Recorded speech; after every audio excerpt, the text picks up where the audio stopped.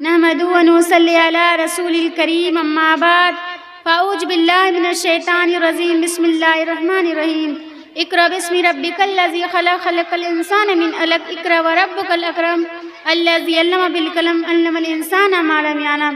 صدر انجمن اور حاضر مجلس، آج کی سالانہ انجمن میں جس موضوع پر بولنا چاہتی ہوں وہ علم کی فضیلت۔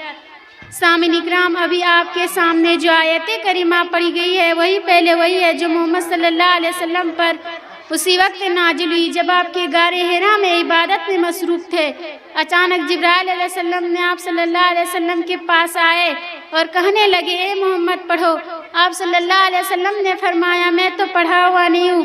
جبرائیل نے آپ صلی اللہ علیہ وسلم کو زور سے دبوچا اور کہا، پڑھو۔ آپ صلی اللہ علیہ وسلم نے پھر وہی کہا، میں تو پڑھا ہوا نہیں ہوں۔ اس طرح 3 مرتبہ جبرائیل نے آپ صلی اللہ علیہ وسلم کو زور سے دبوچا اور کہا، اقرأ باسم ربک الذی خلق، پڑھو اپنے رب کے نام سے جس نے پیدا کیا۔ خلق الانسان من علق، جس نے انسان کو خون کے لتھڑے سے پیدا کیا۔ اقرأ وربک الاکرم، پڑھتے رہیے اور آپ کا رب بڑی کریم والا ہے۔ الذی علم بالقلم، جس نے قلم کے ذریعے علم سکھایا۔ علم الانسان ما لم یعلم، جس نے انسان کو وہ سکھایا جیسے وہ نہیں جانتا تھا۔ انہیں آیت کریمہ سے علم حاصل کرنے کے لیے آپ صلی اللہ علیہ وسلم کو تاکید کے ساتھ حکم دیا گیا ہے۔ ساتھ ہی علم حاصل کرنے کے لیے ادب بھی بتائی گئی ہے اور قلم کی ضرورت اور اہمیت بھی بتا دی گئی ہے۔ اسی لیے قلم کی ضرورت اور اہمیت بھی بتا دی گئی ہے جس کے استعمال سے انسان میں کامیابی حاصل کرتا ہے۔ میرے اسلامی بھائیوں، علم حاصل کرنا انسان کے لیے کتنا ضروری ہے۔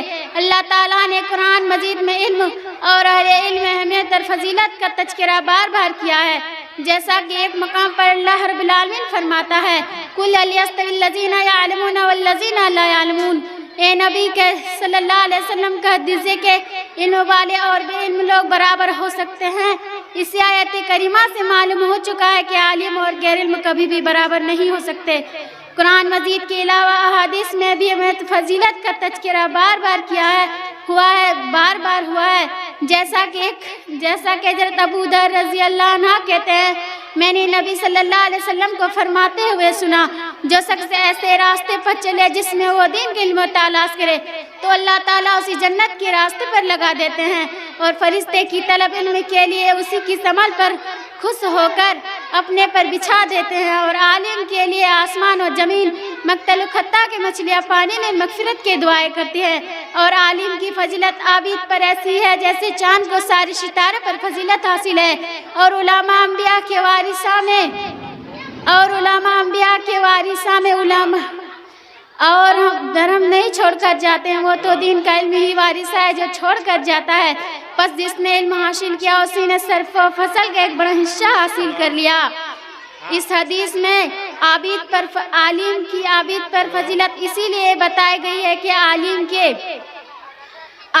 کے عابد کی عبادت کا فائدہ صرف عبادت کا اسی کی اپنی ذات تک محدود ہوتے ہیں، جبکہ عالم کے علم کا فضل دوسرے لوگ تک بھی پہنچتی ہے۔